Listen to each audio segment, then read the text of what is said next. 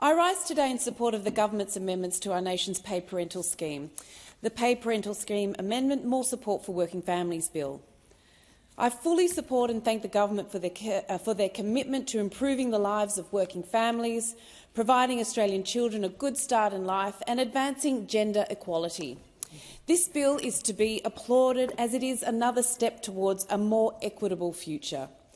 Not only does it increase the number of parental leave weeks a primary carer is able to take, but it also increases the number of weeks their partner can take and the number of weeks that can be taken together. This is not only a good outcome for the baby and parents, but will also go some way to diminishing the persistent stigma associated with men taking parental leave.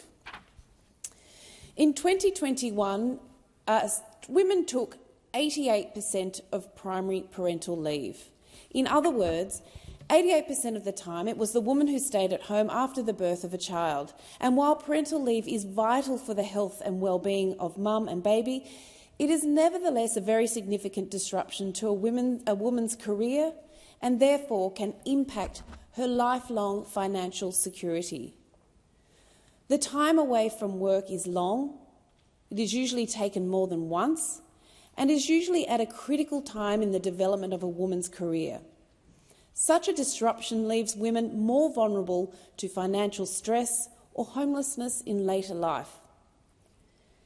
I think it is important to use this opportunity to talk about significant disruptions that women face throughout their careers, other significant disruptions. Most of these disruptions are unique to women and have ongoing and compounding effects on their careers, their participation in the workforce and their stability and independence in retirement. Some of the issues I'm going to mention are issues which are not talked about often in this place or, for that matter, anywhere. But they should not be taboo, as they are issues which, to one degree or another, affect the lives, health and financial stability of 51% of the population at some stage in their lives, and indeed also impact the productivity of our nation. If we don't talk about these issues, the management of them will not improve and the outcomes for women will not improve. We've discussed the disruption to women's careers that having children entails, but let's not forget the 9 months of pregnancy prior to giving birth and all the difficulties that can often entail. Inevitably, pregnancy involves time away from work, at the very least for medical appointments, and often to deal with debilitating pregnancy-related conditions such as hyperemesis, which is otherwise known as terrible morning sickness, severe morning sickness with dehydration, gestational diabetes, preeclampsia, anemia or prenatal depression. And that's not to mention the more frequent and mundane impacts like simple tiredness or exhaustion. The tiredness of early pregnancy is like nothing I have ever experienced before or since.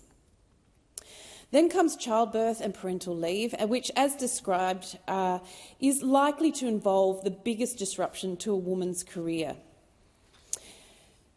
There are also many other medical conditions that can impact women's daily lives for decades.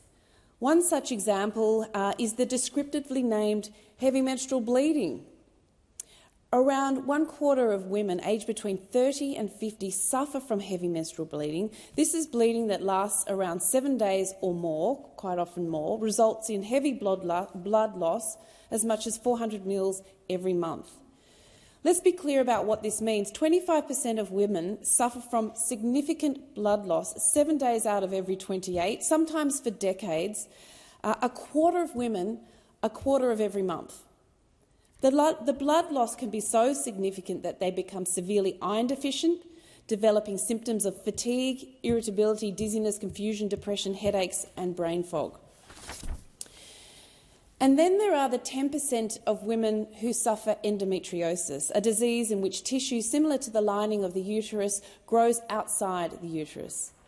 Endometriosis can cause severe pelvic pain, heavy bleeding and can make it difficult to conceive. And these symptoms can start as early as a woman's very first period and last until menopause. The average length of time it takes to diagnose endometriosis is 7 years, and sometimes significantly longer. As you can imagine, this disease can result in the need to take large amounts of time off work, and concerningly, a recent study undertaken by the Western Sydney University found that 1 in 6 women who suffer from endometriosis have lost their jobs as a result of the symptoms they experience. And then women move into the next phase of their life, menopause. The menopause transition can begin in a woman's early 40s or even earlier, so not long after the childbearing years, and it usually lasts about 7 years but can last as long as 14 years. Most people associate menopause with hot flushes, but hot flushes are only one of 34 uncomfortable or even distressing physical and psychological symptoms. The severity of symptoms obviously varies, but for 25% of women, of all women, they suffer severe symptoms. This can compound things at the time of life when women are experiencing the double whammy of caring duties for both children and for parents. It all compounds. The culture of silence on the issue of menopause is causing women to retire prematurely. In a recent article in the Sydney Morning Herald, the CEO of Menopause Friendly Australia, Grace Malloy, wrote that women retire 7.4 years earlier than men, often at the height of their careers and often when menopause hits. Women intend to retire at 64, but on average leave work at 52, my age. That's 1 year after the average age of menopause. You don't look that old. Almost half of women who retire before 55 cite their health as the reason they stopped work. Ignoring menopause in the workplace is not working. Research and modelling done by the Australia Institute of Superannuation Trustees in 2022 estimated that even if just 10% of women retired early because of menopausal symptoms, it would equate to a loss of earnings in super of more than $17 billion. If that figure jumped to 20%, the economic loss would grow to more than $35 billion. And then there are the caring responsibilities, in addition to childcare, that are often taken on by women, more by women than men. The unpaid work associated with caring for disabled, injured, unwell or elderly relatives. Currently, 12.3% of all women in Australia identify as a carer, and women represent 72% of all primary carers. These medical issues, both separately and together, have a huge impact on women's financial stability over the course of their lives. The poor level of paid parental leave to date has been one of the core financial instability and has been at the core of financial instability and inequality for women. The superannuation gender gap is also well documented. It is the result not only of the gender pay gap, but also because, as described, women are more likely to have breaks in employment and are more likely to have work in casual and part-time roles. Disturbingly, the average superannuation payout for women is 1/3 the payout for men. For women, on average, it's $37,000 compared to, with men, $110,000. The results of all these factors is that many women are living their final years in poverty.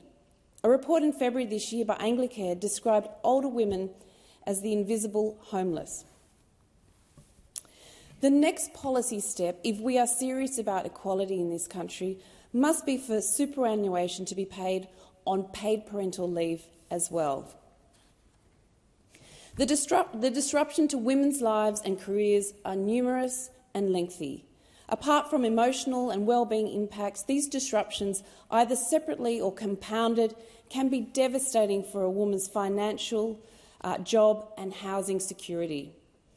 The 2016 census showed that older women were the fastest-growing group to experience homelessness in Australia, and that was an increase of 31% on the 2011 numbers.